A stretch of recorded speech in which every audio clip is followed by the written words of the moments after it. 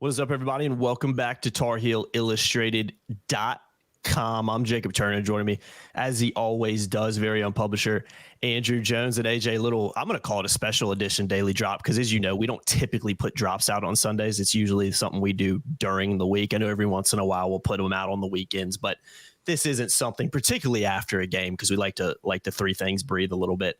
We don't usually put out a drop on Sunday, but I think we've sat here for the last hour having conversations, and we decided, you know what, I think it's a good time to jump on here and talk about the topic we're going to hit on in this one. And that is kind of what happened after the game yesterday in the locker room, because obviously there were a lot of reports coming out last night about some of the things that Mack Brown said in the locker room. You put out a piece on TarHeelIllustrated.com. I'll try to remember to link it in the description that goes through the whole situation and kind of spells out exactly what did go on in the locker room, because there was a lot of stuff on socials, especially message boards were hot too, with information that just wasn't necessarily accurate or maybe taken out of proportion a little bit more than it should have been. So I'm going to kick it to you because, again, you were the one on top of this. You were the one writing the article on our website late last night when you should have been at home watching a little bit of college football after a noon kickoff. But walk me through your understanding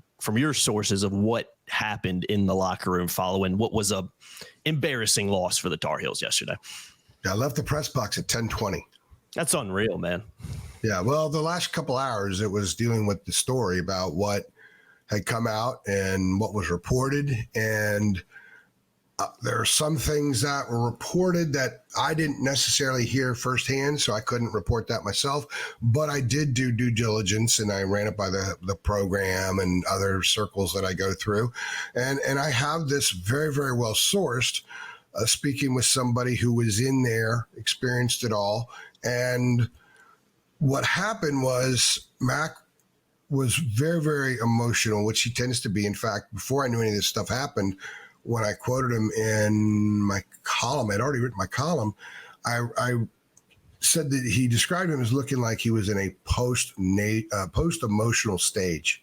Mm-hmm. I mean, he looked drained emotionally, and I can understand that.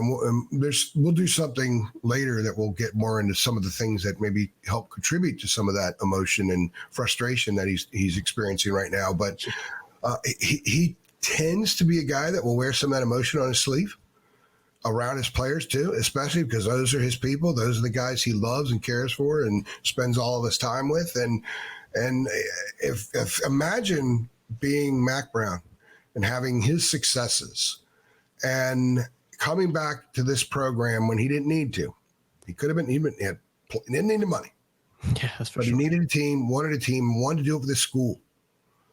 It's a school, I think, that had things been handled properly in 1997, he would have stayed the whole time, the rest of his career. But it was not handled properly. He was lied to, and he was screwed over in many ways in 1997. So he left. So he comes back to resurrect this thing, which was an absolute disaster when he took over. And a lot of progress has been made, but he knows that they haven't gotten where he wants to get them, where he said he would get them just yet.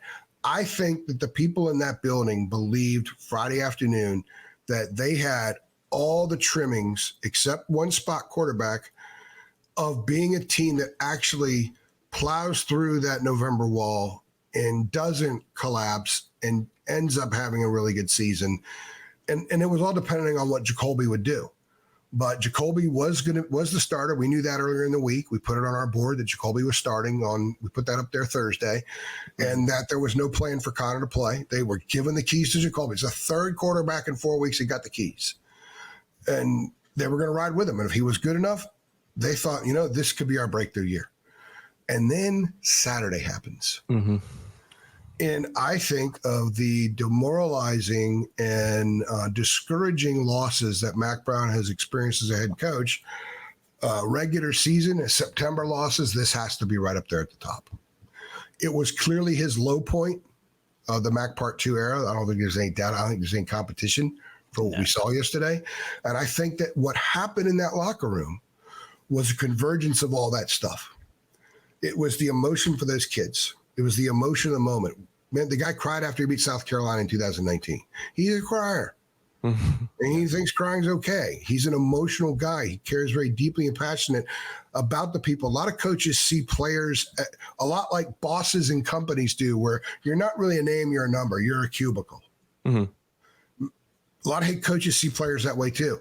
Matt gets to know them personally. He sits down and eats lunch with them, spreads himself around in the dining area for the football team. So there is a lot of emotion that came up.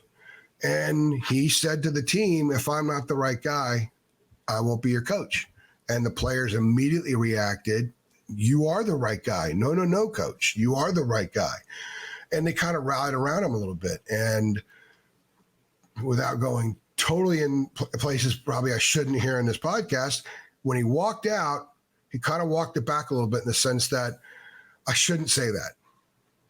I shouldn't say that. And by the time he finished talking to us in the press conference, it's like, we're got to get back here tomorrow. We got to put this game to bed and start working on Duke. Now, he stays and works a lot in the office. And from what I could tell, I think he was still there when I left.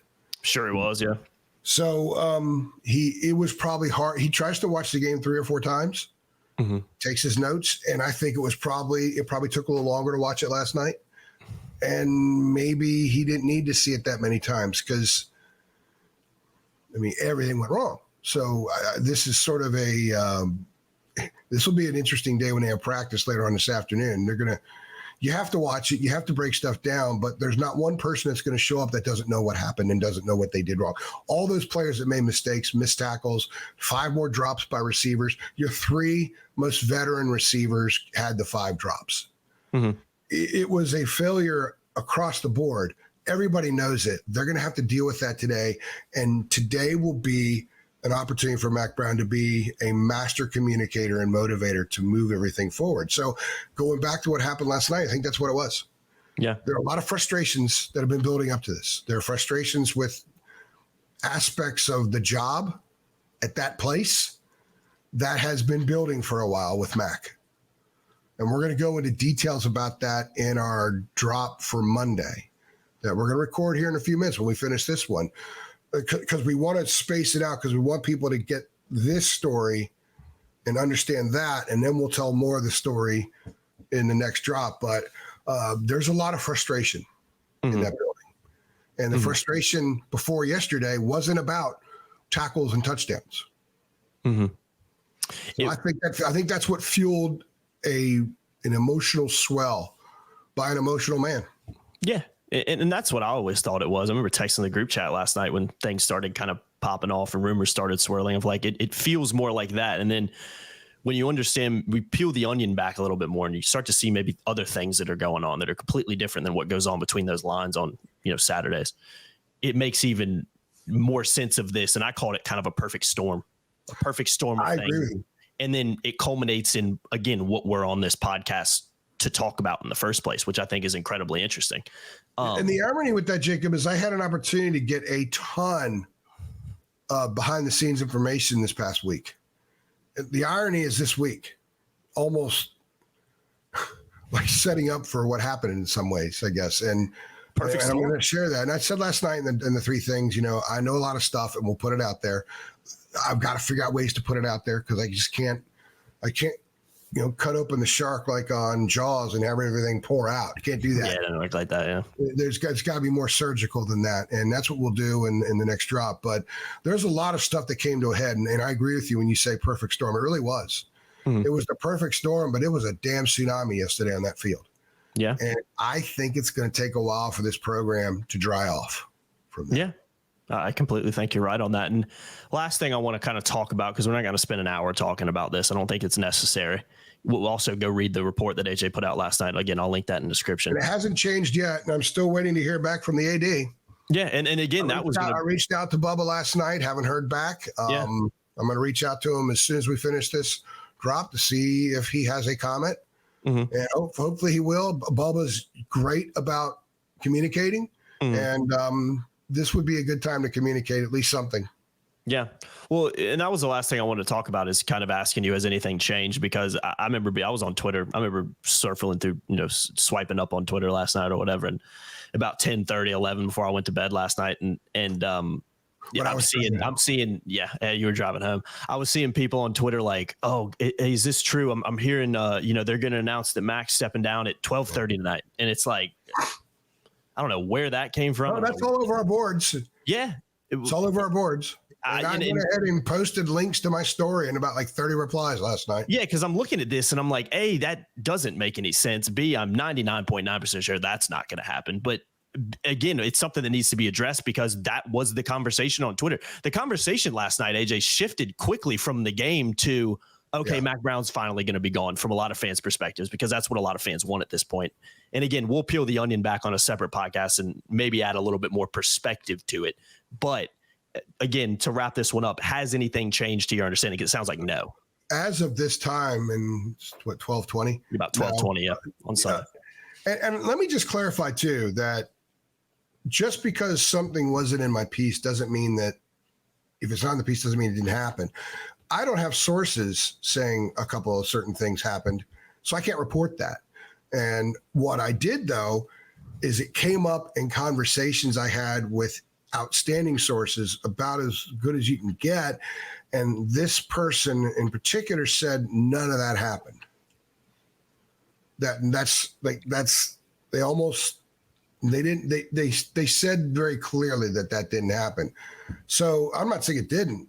Maybe they don't know everything that happened. I'm just telling you that I can't report something because other media reports something or because something's floating around social media. And I'm like, well, I better get on that. Don't want to look like I'm behind. I don't roll that way. So I'm not going to report it unless I have vetted sources saying that. And some of the things that have been out there, if I heard it, I would have to hear it from 2 or 3 people, minimum 2, likely 3, unless it's the horse's mouth.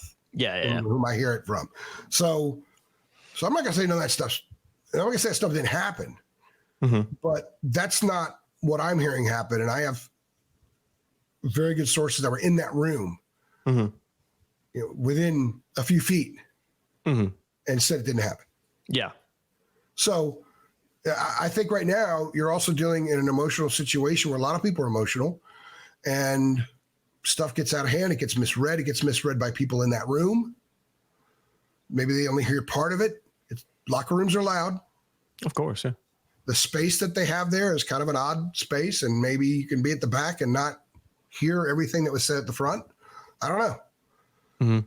I just know that I understand the emotion. I understand the convergence of all these things that have been coming to a head for a while, which we'll talk about in the next drop. And we're not trying to tease the drop to get you guys to watch 2 things. It's just that we think it should be addressed separately. Yeah, it's separate. It's completely separate. If I were writing these pieces, they would be 2 separate articles. Yeah, completely agree. It's not something we should tie into to one, daily drop or podcast, whatever you want to call it. Yeah, I mean, I think that's really all that needs to be said about it. I think it's worth hopping on a quick podcast and just addressing it a little bit. And again, I think you hit the nail on the head too. I mean, I remember texting the group chat last night and being like, to me, this just feels like an emotional moment where things were, said, out of emotion, out of caring, out of love for wanting to turn this thing around and also being very pissed off at the product that was on the field yesterday.